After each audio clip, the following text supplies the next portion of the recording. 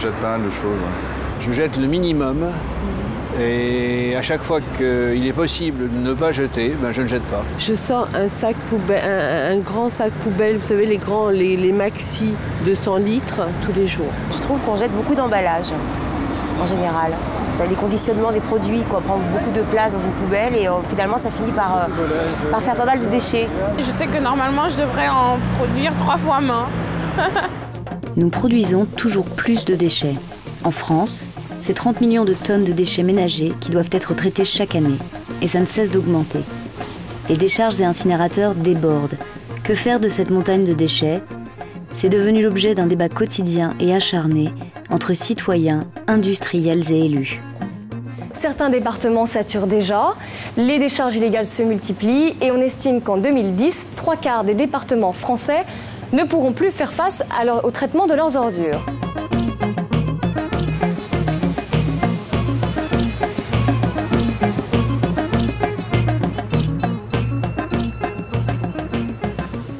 Aujourd'hui, un Français produit environ 550 kg de déchets par an, soit 1,5 kg de déchets par jour, 2 fois plus qu'il y a 40 ans. C'est à partir des années 60, en fait, on a abandonné la consigne, on a développé les produits jetables, comme les mouchoirs, les rasoirs, la vaisselle jetable. Et parallèlement à ça, la durée de vie des produits s'est raccourcie. Là où avant on avait des produits qui étaient faits pour durer longtemps, comme que ça aille de l'ameublement, des habits à l'électroménager, on a aujourd'hui des biens qui sont faits pour être périmés au bout d'un laps de temps très rapide, de façon à ce que les ménages se rééquipent continuellement. Tout ça, évidemment, dopé par la publicité. Donc au final, on a des quantités de déchets qui augmentent. Et le deuxième problème au niveau des déchets, c'est la dangerosité, la toxicité des déchets qui augmente également. Ça, c'est dû au fait qu'on a mis sur le marché de nouveaux matériaux, comme par exemple le plastique, qui est connu par tout le monde, et qu'on incorpore des substances chimiques à la plupart de nos biens de consommation courante, que ça aille de l'électroménager à des biens relativement simples comme les textiles. Donc au final, on a des masses de déchets qui augmentent en quantité et en toxicité, et qui fait qu'effectivement, on a énormément de problèmes à gérer ça.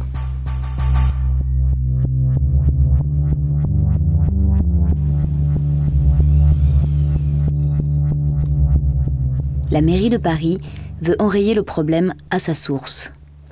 Il faut réduire les déchets car nous sommes dans une société qui en produit de plus en plus. Et on a, malgré les discours récurrents en matière de déchets, on a une quantité de déchets qui continue de croître tous les ans de 1, 2, 3%. Et donc on voit bien qu'on ne peut pas continuer comme ça, sauf à avoir de plus en plus d'incinérateurs, de plus en plus de décharges, donc de plus en plus de pollution à la dioxine ou de pollution des nappes phréatiques. Donc ça n'est pas possible. Afin de réduire les déchets à la source, le ministère de l'écologie et l'Agence de l'environnement et de maîtrise de l'énergie, l'ADEME, viennent de lancer la première campagne de réduction des déchets. Un premier pas en avant. Chaque Français produit en moyenne 360 kg de déchets par an. Pour les réduire, il y a pourtant des gestes simples, comme éviter les portions individuelles, choisir les produits avec moins d'emballage ou économiser les piles. Il est temps d'agir. Réduisons vite nos déchets, ça déborde. Alors d'abord, c'est une campagne que nous avons démarrée il y a très peu de temps et qui durera 3 ans.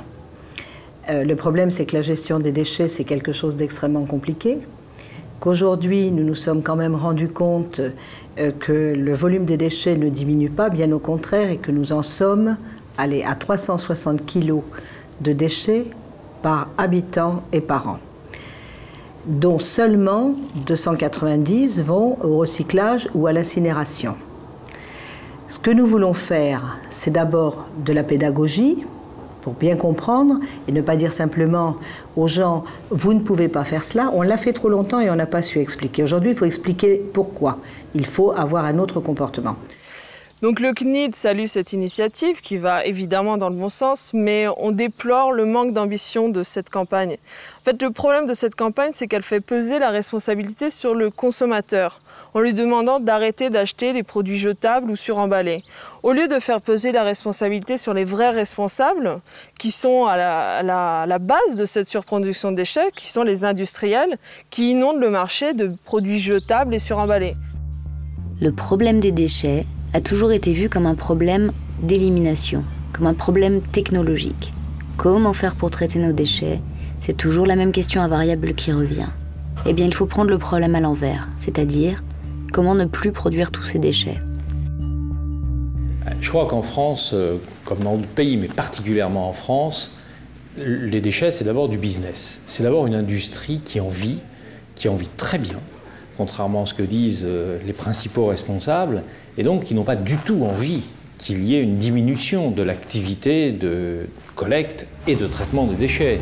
Donc tant qu'on aura ces lobbies qui poussent à la création, si j'ose dire, de déchets, évidemment, on aura du mal à contrebattre cette idée de toujours plus d'incinération, toujours plus de mise en décharge. Mais vous convenez qu'on ne supprimera jamais totalement les usines d'incinération, c'est impossible. On peut sortir progressivement de l'incinération. Aujourd'hui, la France fait la promotion de l'incinération et est un pays qui est fortement incinérateur. On a quand même 130 incinérateurs sur le territoire français. C'est un nombre vraiment très important. Et ça, tout l'argent qui est investi dans ces filières-là empêche le développement des autres filières comme le recyclage et le compostage qui ne représentent que 20% de ce qu'on fait aujourd'hui. Donc, donnons-nous les moyens de faire autrement. Ces installations de traitement sont extrêmement coûteuses. Leur construction nécessite un lourd rapport de subventions. Pour des raisons techniques, l'usine se doit de tourner en permanence. Donc, pour être rentable, il faut alimenter le four. Une telle politique cautionne une société de surconsommation irresponsable qui va à l'encontre du développement durable. Selon Greenpeace, le toujours plus d'incinérateurs est une fuite en avant. Pourquoi? Parce que l'incinération joue cette espèce de rôle d'aspirateur à la fois et de baguette magique qui rend invisible tous les problèmes liés à notre production et à notre consommation. En particulier, on ne motivera jamais des producteurs, les fabricants de produits de consommation à faire des produits recyclables, réutilisables, plus économe en matériaux, plus économe en énergie, tout ça, tant qu'on aura, je dirais, cet endroit où on peut tout faire disparaître. Et donc la deuxième chose, c'est justement de faire croire que l'incinérateur fait disparaître quoi que ce soit. C'est entièrement faux, bien entendu.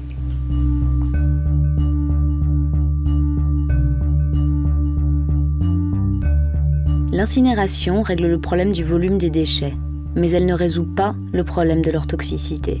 Depuis l'industrialisation, la nature de nos déchets a en effet considérablement changé. Sur les 2 milliards de tonnes de déchets générés chaque année en Europe, 40 millions de tonnes sont aujourd'hui classées comme dangereux. Scientifiques et ONG se sont unis en mai 2004 à l'UNESCO. De cette rencontre est né l'appel de Paris. Signé par le Conseil national de l'Ordre des médecins, cette déclaration historique dénonce les dangers sanitaires de la pollution chimique.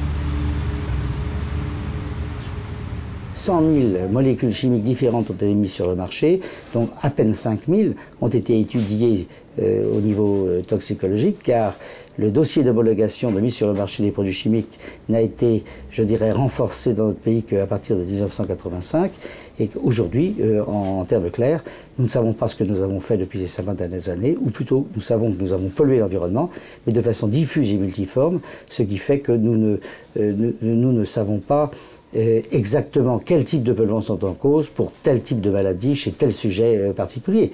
La seule chose que l'on constate, c'est qu'en bout de chaîne, eh bien, on constate au niveau sanitaire un doublement des cancers du sein chez la femme depuis 20 ans, un triplement des cancers de la prostate chez les hommes depuis 20 ans, et point essentiel aujourd'hui à considérer, et qui à mon avis doit constituer un signe d'alarme, si vous voulez, au niveau sanitaire, il y a chaque année qui passe depuis 20 à 30 ans 1% en plus de cancer chez l'enfant.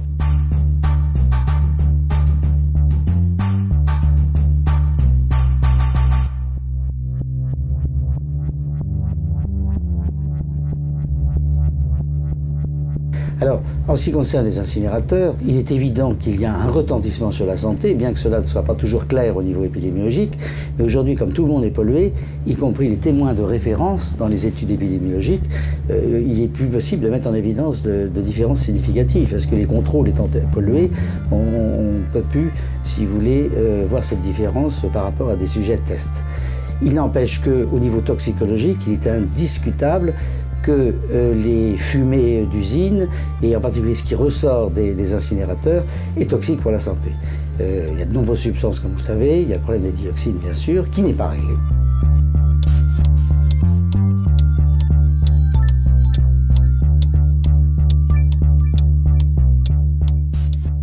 L'incinération pollue. Les déchets qui y sont brûlés sont toxiques, et cette combustion produit de nouveaux polluants tels que les dioxines et furanes.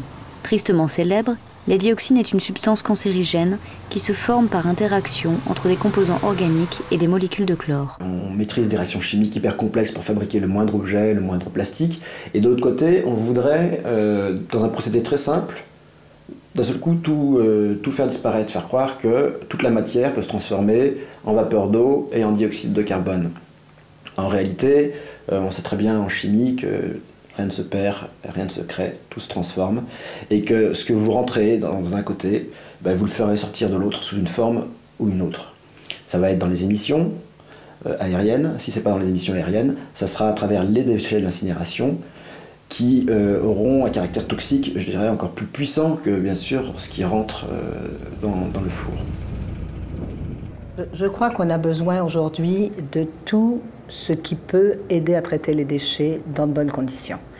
Alors je rappelle qu'aujourd'hui, même si beaucoup d'habitants, beaucoup de gens ont peur des usines d'incinération, je rappelle quand même que les normes sont suffisamment aujourd'hui, je dirais, sérieuses et je dirais claires pour dire aux gens qu'il n'y a pas de risque, il n'y a plus de risque. Il n'existe pas d'incinérateur propre. La seule chose que l'on puisse dire aujourd'hui, c'est que on peut améliorer les incinérateurs actuels, c'est-à-dire en faisant qu'ils crachent moins de dioxine que les incinérateurs d'autrefois. Et je pense que effectivement, la dose de dioxine crachée par les nouveaux incinérateurs est plus faible qu'avant. Mais étant donné qu'il n'y a pas de dose seuil pour créer un cancer, cela ne retire pas le risque de cancer. Donc ça veut dire que s'il y a des enfants ou des populations qui vivent à proximité d'un incinérateur, et ils sont contaminés certes par des doses minimes, mais étant donné que c'est la répétition des doses qui compte, et donc la durée d'exposition, ils finissent donc par faire un cancer. En octobre 2001, la vallée d'Albertville s'est retrouvée sous les feux médiatiques et les nuages toxiques. L'usine d'incinération d'ordures ménagères de Gilly-sur-Isère a été brutalement fermée pour cause de pollution à la dioxine. De nombreux cancers ont été découverts aux alentours de l'incinérateur. Depuis, certains riverains ont créé une association de lutte contre les pollutions. Quand cet incinérateur a été construit, il a été rajouté un filtre qui était destiné à réduire les émissions de métaux lourds de l'incinérateur précédent. Et donc en réduisant les métaux lourds de l'incinérateur précédent, on a entraîné une production de dioxine bien supérieure parce que c'était un fonctionnement technique qui entraînait plus de pollution, plus de dioxine. Les dioxines s'accumulent dans la chaîne alimentaire et donc passent par les animaux plus que par les végétaux. Donc comme moi j'étais éleveur de moutons, ça implique la destruction de mon troupeau et la destruction de tous les troupeaux du secteur avec destruction de produits des productions agricoles et 10 000 tonnes de foin contaminés qui ont été retirés des granges. Il fallait cesser la contamination des troupeaux qui étaient réintroduits ou de ceux qui n'allaient pas être abattus. Bon, mais ce qui n'est pas normal, c'est que 3 ans après, bientôt 4, on se retrouve toujours avec les mêmes tas de foin où plus personne s'en occupe et où on essaye de dire que finalement c'est un fourrage comme les autres, quoi, c'est du compost.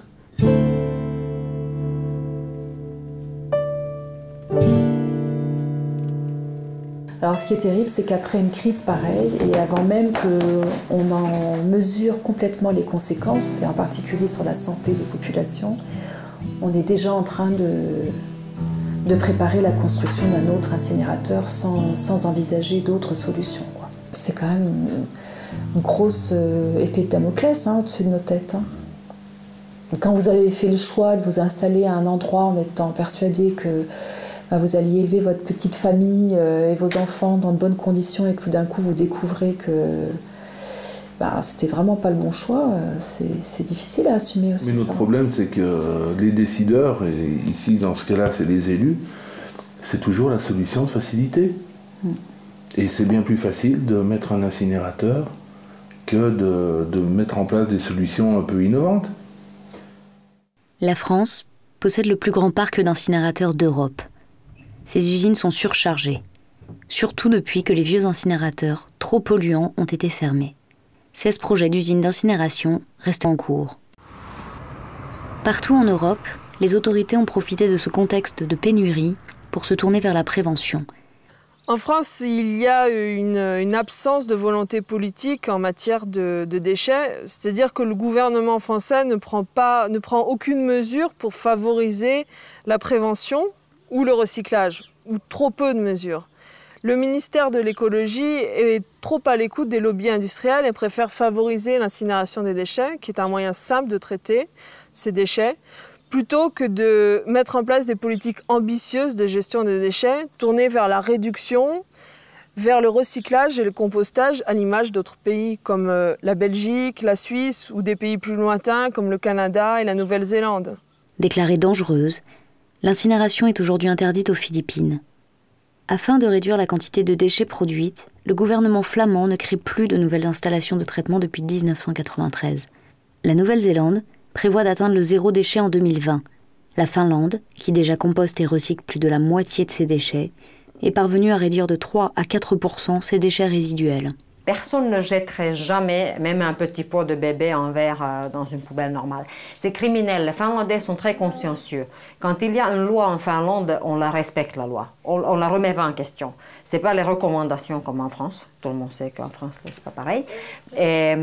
Et non, c'est vraiment, ça a été inculqué, mais vraiment, dès le plus jeune âge aux Finlandais, qu'il ne faut pas jeter les déchets qui sont consignés et qui sont réutilisables. Quand je suis arrivée en France, quand j'ai vu que c'était comme avant au Danemark, il y a très très longtemps, ça me faisait bizarre. Parce que je savais qu'au début, ça me faisait mal, tu vois. Je mettais des trucs ensemble, je regardais, je disais, c'est pas normal. Si on a besoin d'un sac plastique, on l'achète. Sinon, en général, les Allemands ils sont bien équipés en petits sacs en coton. Il y en a toujours un dans la poche et ils s'en servent sans avoir besoin d'un sac plastique. En Suisse, toutes les administrations fonctionnent au papier recyclé, mais non chloré et pas blanchi. Donc plus écolo. Et en France, moi je vois partout où je travaille, c'est que du papier blanc pas recyclé. Enfin, il y a beaucoup de choses à faire à ce niveau-là aussi. Alors au Danemark, avant, quand j'étais enfant, les canettes de Coca-Cola et tout ça, c'était interdit. En fait, tu n'avais pas le droit de le vendre parce qu'on n'avait pas un système pour le recyclage. Les gens ils gardent souvent les poubelles et les canettes, non, les bouteilles et les canettes à la maison parce qu'à la fin du mois, quand ils n'ont plus de sous pour faire leurs courses au supermarché, ils ramènent tout ce qu'ils ont comme bouteilles consignées et peuvent faire leurs courses. En fait, tu le ramènes au supermarché après, quand ils sont vides. Et il y a une petite machine comme ça, et tu le mets dedans, et puis après, tu donnes l'argent. Une fois que vous êtes passé à la caisse, on enlève ces emballages, on prend que le produit, et le magasin s'occupe du tri et de la valorisation des déchets. Je crois qu'en Allemagne, les gens sont beaucoup plus évolués que nous depuis des années. Depuis des années. Pour eux, ils ont été toujours extrêmement sensibles à l'environnement, et ce n'est pas nouveau. Et je dirais l'Allemagne et encore plus les pays du Nord. Nous sommes, je le rappelle quand même, je dirais un pays latin qui n'a pas toujours pris conscience au moment où il le faut, où il le fallait, je dirais, de prendre les bonnes décisions. Les incinérateurs sont désignés sous le terme de centre de valorisation énergétique. Cette technique de traitement thermique, à température élevée, permet de récupérer l'énergie contenue dans les déchets. The question about whether it is a net producer of energy, some things actually use more energy, such as very wet organic matter, than they produce. I think that is that is neutral. As far as the other two are concerned, the overall mixed waste is still, I think it is 20%. It's still very low energy content and has been recognized as such by the Commission. The first thing which is very important about waste is that it contains a lot of grey energy. And that is to say the energy that has been used in order to produce it, for example paper, is still embodied in it. And if you are able to recycle it, you are conserving that energy, rather than having to use the same amount of energy to produce a virgin product. And the Dutch, in their study of their CO2 reductions and energy saving, found that 50% of all energy saving came through their waste policies. So that is the very, very big impact on completely dwarfs the amount that you can produce from an incinerator.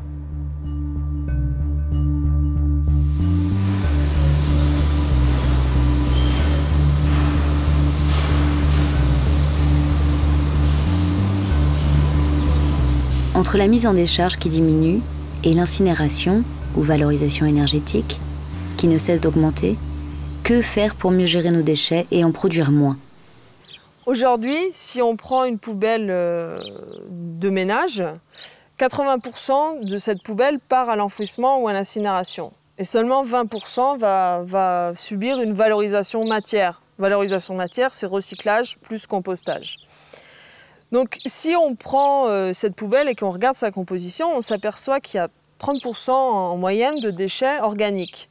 Donc ces déchets organiques, la première chose à faire, c'est les mettre de côté pour les composter. Ensuite, on va avoir environ 50% de déchets qui sont recyclables. Donc ces déchets, on les recycle, c'est du papier, carton, métaux, verre, plastique. Donc on voit déjà qu'on a complètement inversé la tendance. On passe de 20% à 70-80%. Donc là, il nous reste 20 à 30% de déchets, ce qu'on appelle résiduels, dont on ne sait pas quoi faire. Là, effectivement, il y a un problème. Il faut voir au niveau des modes de production pour faire évoluer les choses de façon à ce qu'on n'ait plus des déchets qui nous restent sur les bras comme ça. Il faut traiter le déchet en fonction de sa nature, ce qui implique un tri à la source et une chaîne de responsabilité à mettre en œuvre.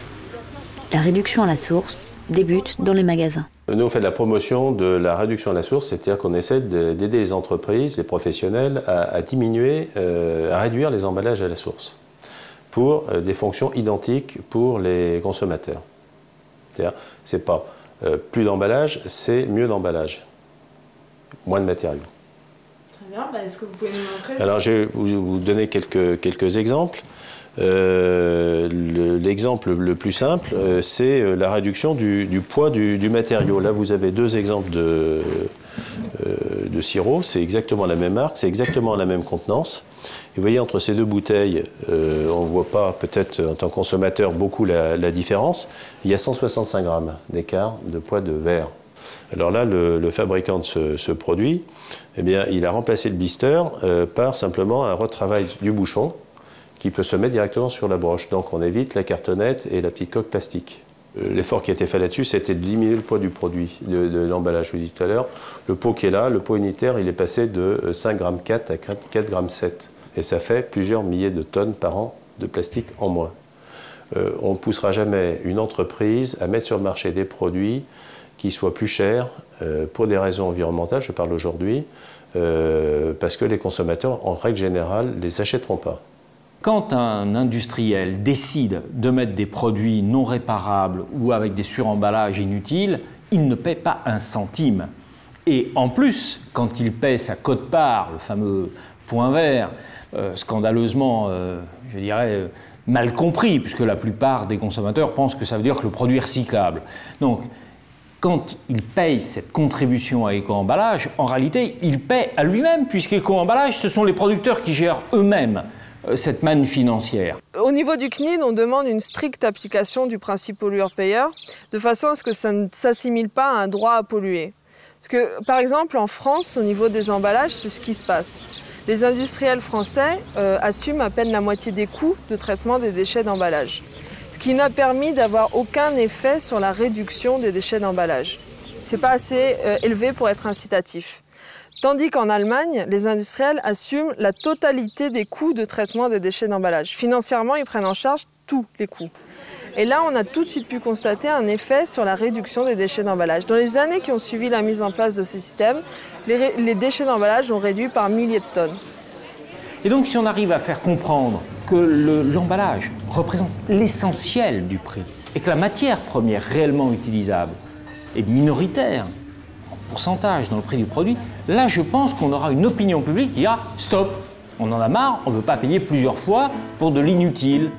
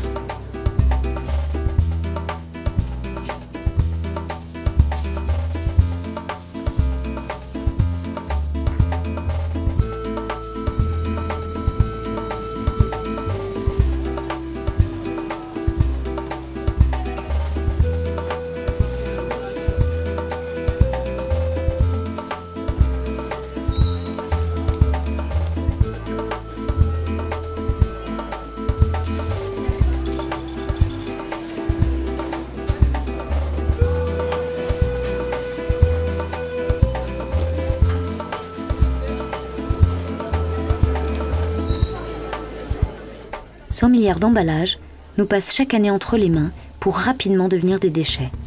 La plupart ne seront jamais recyclés. Or, les emballages constituent en moyenne 50% du volume de notre poubelle. Une autre part importante de notre poubelle est composée de déchets végétaux. Le compost est un engrais formé par le mélange fermenté de débris organiques. Nous avons tous vu à la campagne ces gros tas de fumier où se superposent épluchures, tournes de pelouse et coquilles d'œufs. 9 mois de décomposition plus tard, les fermiers récupèrent le terreau résultant et la boucle est bouclée.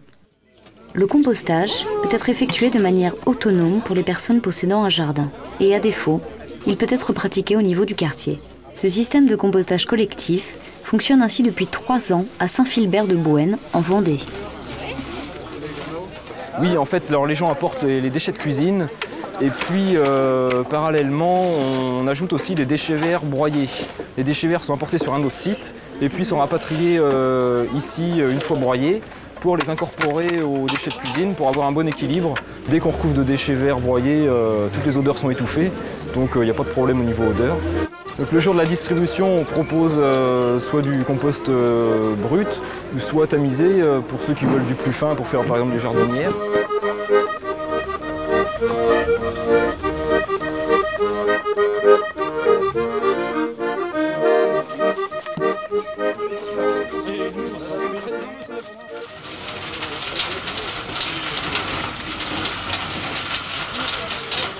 Depuis, 3 nouveaux sites de compostage collectif se sont ouverts en Vendée, mais leur situation est précaire. Le nouveau plan départemental d'élimination des déchets prévoit en effet de remplacer ces plateformes de compostage par une usine de tri sur ordures non triées, s'opposant ainsi à la logique du tri indispensable à la valorisation maximale de nos déchets.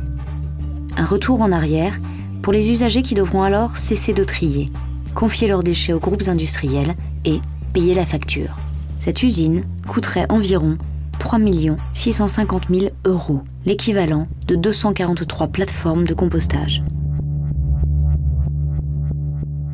A contrario, la filière méthanisation agit uniquement sur ordures triées.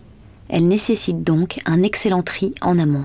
On a effectivement des déchets qu'il va falloir récupérer en amont avant que ça rentre dans le centre de méthanisation.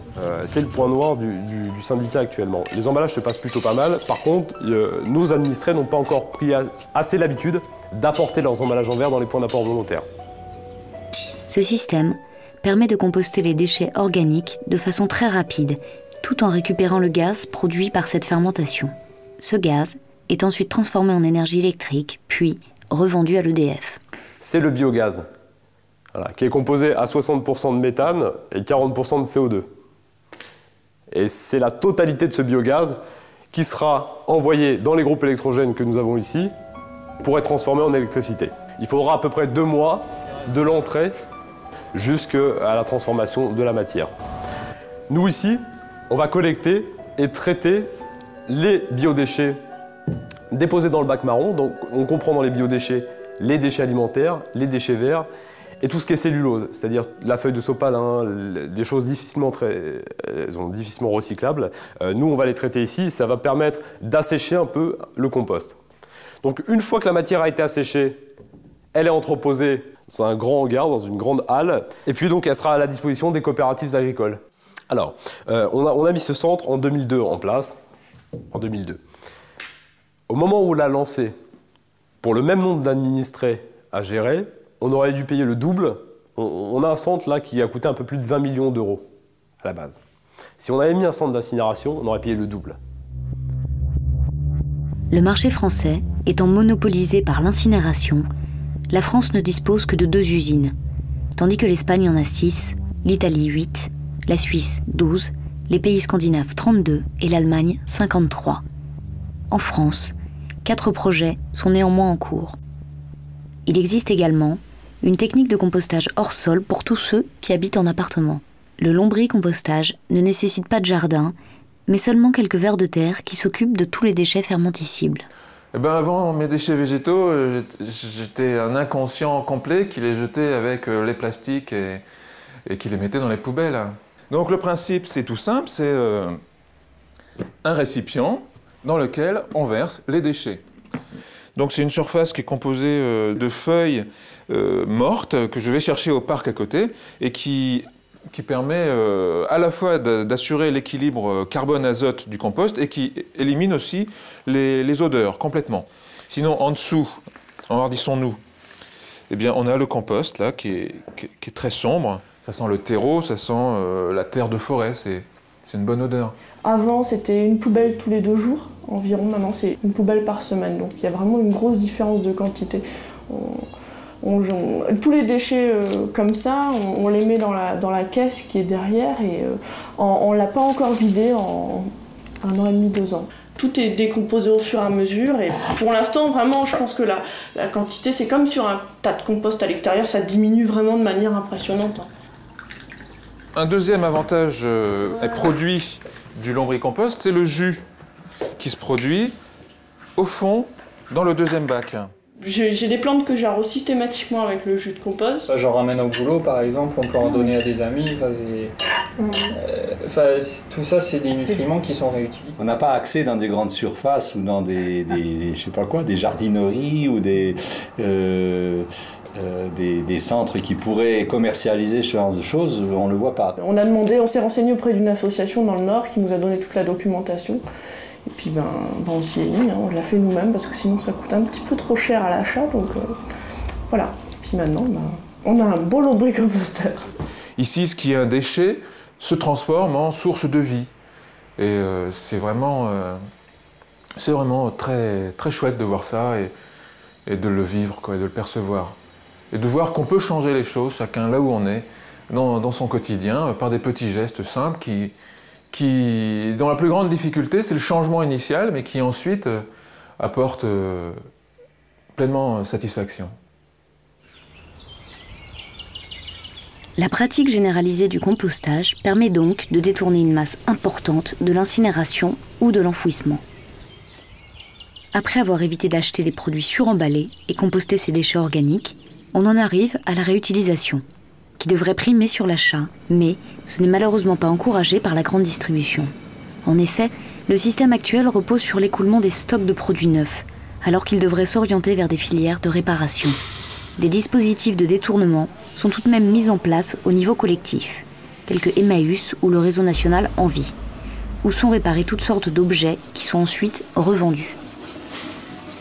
Le réseau national des recycleries-ressourceries consiste à accoler aux déchetteries un tri très performant, pour renvoyer les produits réutilisables vers une seconde vie et ne pas les enfouir ou les incinérer. Donc, ici, on est au centre de tri de la ressourcerie, où chaque semaine, les objets de l'habitat qui sont collectés sur les déchetteries sont apportés sur palettes, filmés, et nous, on est amené après à exploiter ces palettes, trier le contenu de la palette, stocker séparément ce qui est revendable et engager des opérations de démantèlement pour tout ce qui n'est pas revendable.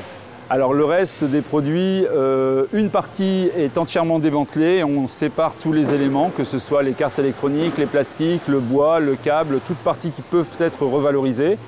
Une autre partie est uniquement dépolluée, donc on retire tous les composants polluants et ensuite ces sous-parties entières repartent se faire broyer afin d'en extraire toutes les parties recyclables par des systèmes mécaniques qui sont plus performants en l'occurrence que l'humain sur ces parties-là. Donc avant que se mettent en place des unités de traitement de ce type de produit, rien n'était séparé, tout repartait à l'enfouissement effectivement, donc tout était mis en benne et se retrouvait soit à l'incinération selon les produits, soit à l'enfouissement. Aujourd'hui, l'alternative, c'est justement de démonter entièrement ces produits ou de les broyer afin de récupérer toute la matière à plus de 90%. Donc on a vraiment là une alternative qui permet de réemployer la matière elle-même et qui en même temps évite d'en extraire davantage. La priorité pour nous, c'est effectivement d'écouler le plus d'objets, à la fois pour le projet économique, parce que quand même on a un projet économique de base qui permet de développer toute la filière, et à la fois aussi pour développer la vente en seconde main. Un de nos engagements en tant que membre du réseau des ressourceries est de rendre attractif la vente d'objets d'occasion. Et donc tous ces objets proviennent des déchetteries. Les gens ont la possibilité de les acheter en l'état, mais aussi de commander une personnalisation. Au niveau de la collectivité, un système de consigne peut être mis en place avec les producteurs locaux afin de favoriser le réemploi.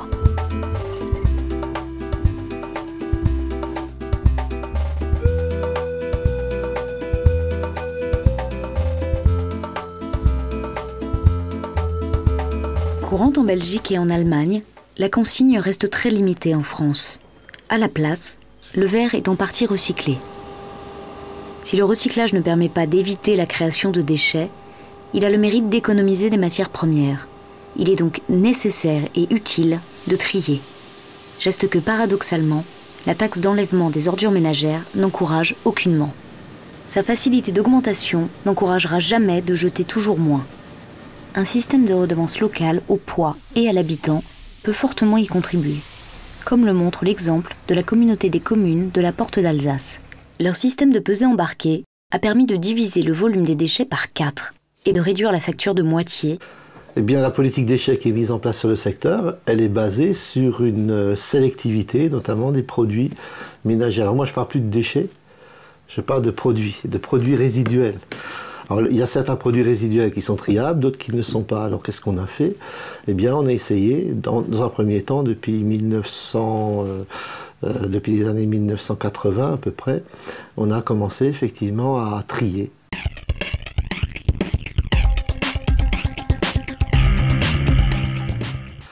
Ensuite, on s'est rendu compte effectivement que ce qui pesait très lourd dans nos poubelles, c'était les produits fermentescibles. Et ces produits fermentescibles, donc on a donné la possibilité aux gens de les extraire, de les garder chez eux.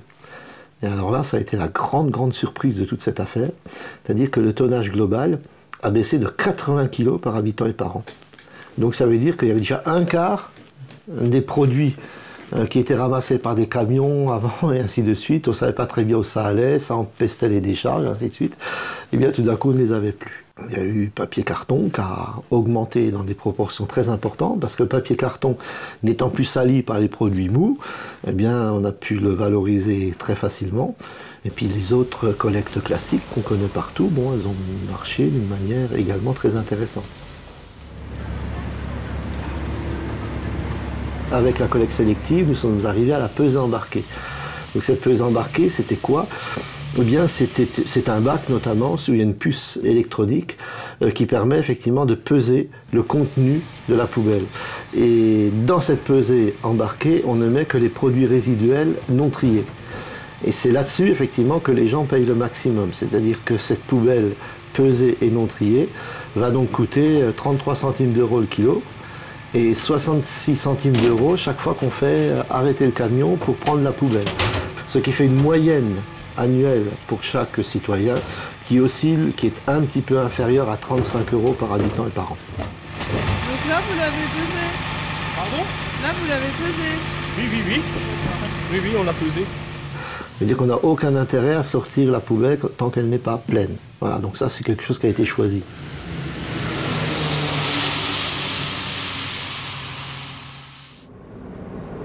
Et ben voilà, après 15 ans de tri, de tri vraiment poussé, nous étions arrivés à 105 kg, 103 kg par habitant et par an.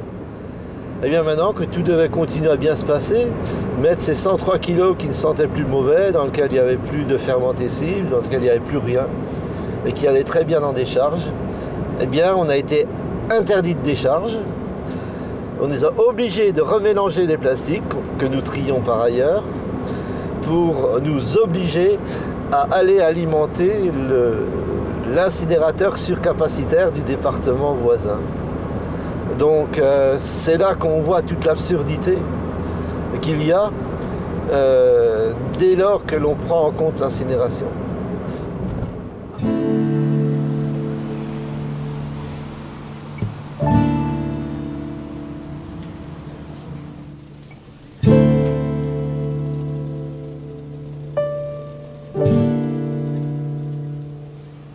Toute transition est complexe et pourtant, à l'heure où le marché de l'emploi se montre de plus en plus difficile et les matières premières de plus en plus onéreuses, une réorientation de notre politique déchets s'avère indispensable. Le développement d'une politique de récupération et de recyclage peut non seulement apporter d'importants gains financiers, mais aussi créer de nombreux emplois. Les investissements nécessaires à la mise en place de collectes et d'installations de recyclage sont contrebalancés par les bénéfices tirés des ventes des matières recyclables. Les économies sont faites en évitant les coûts générés par la construction d'incinérateurs. The work we started in London was about creating new industries in London to replace manufacturing industries that go abroad. Because one of the principles of recycling is that you don't export your paper to China to re-import it from China, because it is so advantageous to do it locally because you're cutting out all the transport costs. So one of the principles of the recycled economy is that it creates jobs locally. And any area, if one town has lost a factory, the first thing I would say is start thinking about recycling.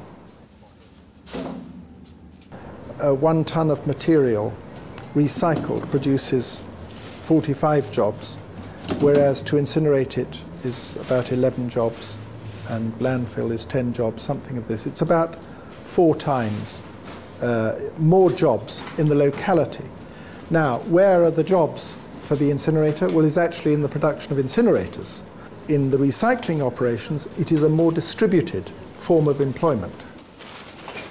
In this wave of the development of post-industrial capitalism, one of the big changes that is driving technology is the environment.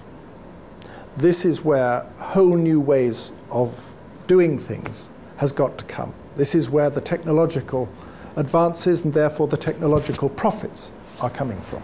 If you don't recycle, if you go into incineration, you are looking at technologies of an old form of dealing with materials, which has no future. The big change is that in the old system for municipal waste, it was paid for by tax, it was a problem, it had to be hidden and got away. In the new system, you have to have a completely different outlook, which is you are selling into a market. So in the projects, the key thing is not to start with compost and how do we sell it, but to start with a market and how can we produce for that market. So this is a significant on the recycling side, on the dry recycling. We reckon that you can make 70 euros a ton, at least, from the sale of your materials. And the way we look at it is we look at it as a product and not as a waste.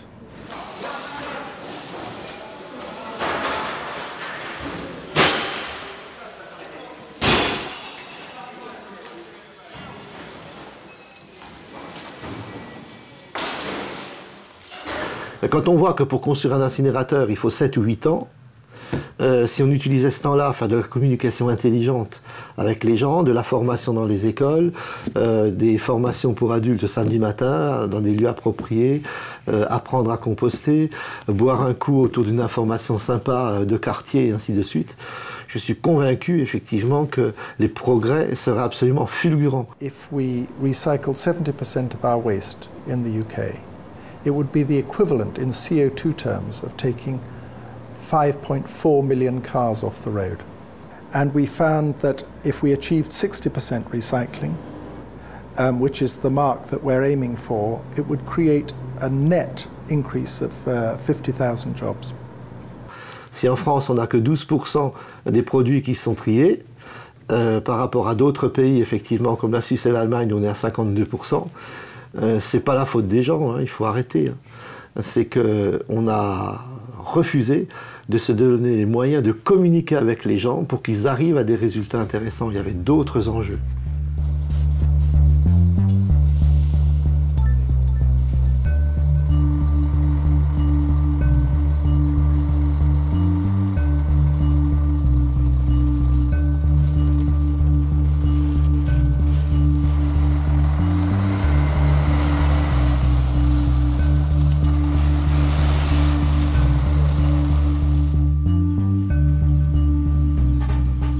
Nous avons besoin de l'industrie. La seule chose, c'est que cette industrie doit être au service de l'homme et non pas l'homme au service de l'industrie. Alors malheureusement, on a aujourd'hui franchi la limite jaune du tolérable Et au nom du marché, on ne veille pas assez à limiter la pollution, les effets secondaires des industries. My German colleagues have told me that they've done studies in Germany saying that more waste is produced in building an incinerator than it will ever cope with during its lifetime. Qu'il s'agisse de thermolyse, pyrolyse ou de torche à plasma ou tout autre dérivé du procédé d'incinération, ça reste le même procédé qui est incapable d'apporter une réponse au problème des déchets, que ce soit au problème de la production d'émissions toxiques ou que ce soit au problème en amont de ce qu'il serait nécessaire de repenser, c'est-à-dire la gestion des déchets, la production des déchets. Il faut vraiment qu'on soit en capacité de dire stop, stop, arrêtons ça et revenons vraiment à la question de fond. Pourquoi y a-t-il autant de déchets? Pourquoi volontairement produit-on autant de déchets? Parce que les consommateurs, évidemment, produisent des déchets non pas parce qu'ils ont envie, mais parce qu'on leur impose des produits générateurs de déchets. Donc il faut qu'on ait un débat de fond sur l'origine des déchets. Aujourd'hui, en fait, on est dans un schéma qui est complètement linéaire. C'est-à-dire qu'on va extraire des ressources, on les transforme en biens de consommation, on utilise ces biens, et ces biens, on les jette et on les détruit. Il faudrait qu'on évolue vers un schéma beaucoup plus cyclique sur le modèle des écosystèmes naturels, où on va prendre ces ressources, on va les transformer, on va les utiliser, mais au lieu de les détruire, on va les réintroduire dans le circuit. La planète est tellement petite que l'on ne peut pas se permettre le luxe de détruire les produits, effectivement, qu'on va lui prendre. Les produits sont à transmettre, ils ne sont pas à détruire.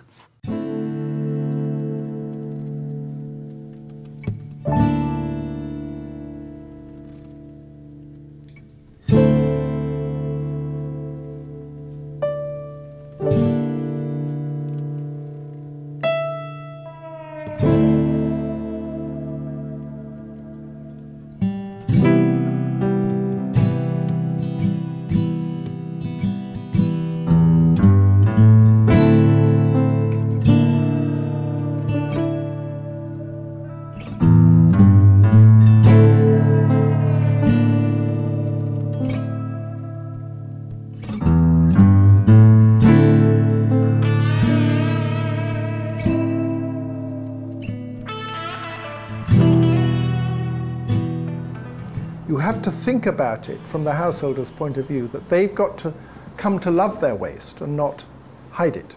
Whereas previously it's all been nasty, functional, disappearing. Now it's got to be upfront, exciting. Just like the Beaubourg has all the pipes on the outside. This is a completely different way of thinking of a building.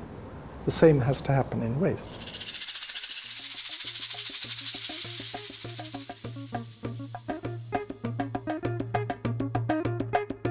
It's a new aesthetic, and part of the secret, I think, of the new century is that we have to develop a new aesthetic.